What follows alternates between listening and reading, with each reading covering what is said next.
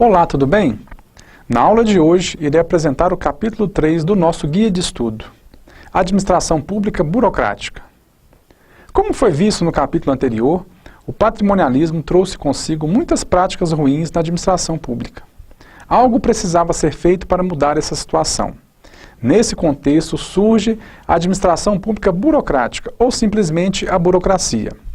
Max Weber, personagem importante que estudamos no capítulo 1, foi um dos principais teóricos dessa nova forma de administrar o Estado, sendo chamado, inclusive, de o pai da burocracia. A burocracia significa o poder do escritório, enquanto no patrimonialismo o poder se concentra todos nas mãos do rei e dos governantes, na burocracia esse poder encontra-se distribuído entre as pessoas que trabalham na administração pública. Mas como se dá essa distribuição de poder? Enquanto no patrimonialismo o que valia era a palavra e a vontade do governante, na burocracia o rei não pode fazer o que quer.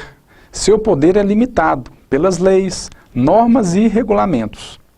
Assim, a administração pública pode ser definida como um modelo caracterizado pelo profissionalismo dos funcionários, regras claras para o seu funcionamento e separação entre o patrimônio do Estado e o patrimônio pessoal do governante. Na administração pública burocrática, o governante e todos os funcionários públicos devem obedecer aos regulamentos. O servidor público só pode fazer aquilo que a lei determina. Não pode passar por cima das regras existentes e não pode favorecer quem quer que seja. A administração pública burocrática introduziu também a noção de competência e hierarquia. Cada funcionário público tem a sua competência, as suas atribuições, seus deveres e seus direitos instituídos por lei. Cada funcionário público também tem um chefe e tem seus subordinados.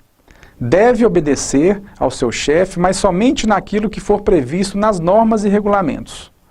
Mas como se deu a passagem do patrimonialismo para a burocracia? É importante lembrar que isso não aconteceu do dia para a noite. Foi algo lento e que se envolveu muitas lutas. O surgimento da democracia teve um papel fundamental nesse processo, na medida em que as pessoas se conscientizavam que o poder dos governos... Volta lá. O surgimento da democracia teve um papel fundamental nesse processo, na medida em que as pessoas se conscientizavam que o poder do governante não poderia ser absoluto, teria que ser limitado, e as leis deveriam exercer este papel.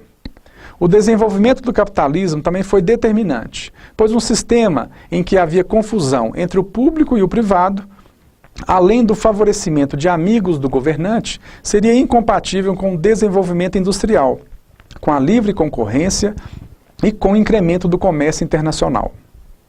No Brasil, já existia uma estrutura burocrática desde o Império e durante a República Velha, mas foi a partir do primeiro governo do presidente Getúlio Vargas, em 1930, que teve-se início uma verdadeira reforma burocrática na administração pública brasileira, que tinha os seguintes objetivos: o estabelecimento de critérios profissionais para o ingresso no serviço público, o desenvolvimento de planos de carreira e promoções baseadas em critérios de meritocracia. Embora a reforma burocrática de Getúlio Vargas tenha buscado extirpar o patrimonialismo da administração pública, que então reinava no país, podemos verificar que diversas práticas patrimonialistas ainda mantinham sua força no quadro político brasileiro.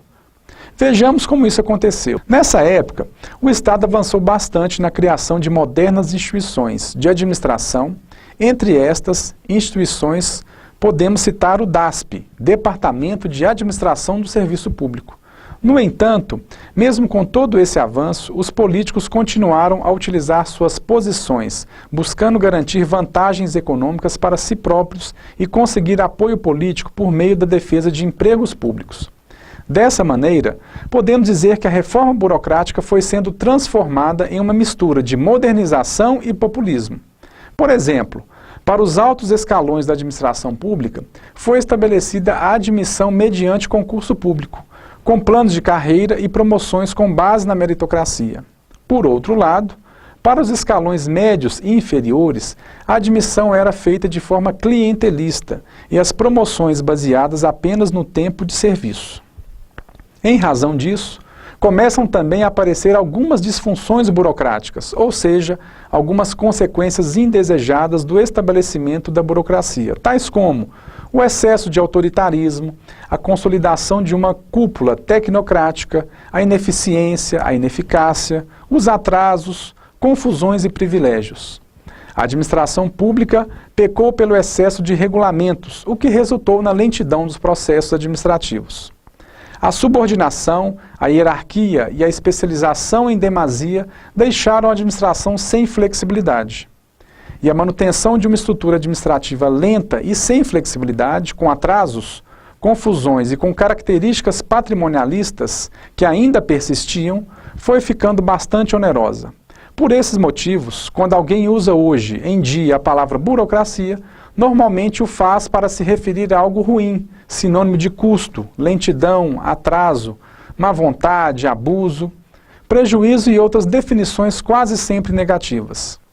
Desta maneira, as principais categorias relacionadas à administração pública burocrática são a formalidade, a impessoalidade, a hierarquia e as disfunções. No próximo capítulo serão estudadas as primeiras tentativas de se reformar a burocracia, abrindo caminho para o terceiro modelo que vamos estudar nesse curso, a administração pública gerencial. Não se esqueça de fazer as leituras complementares e consultar as dicas em nosso guia de estudo. Estarei sempre à disposição em nosso ambiente virtual. Até a próxima aula, forte abraço!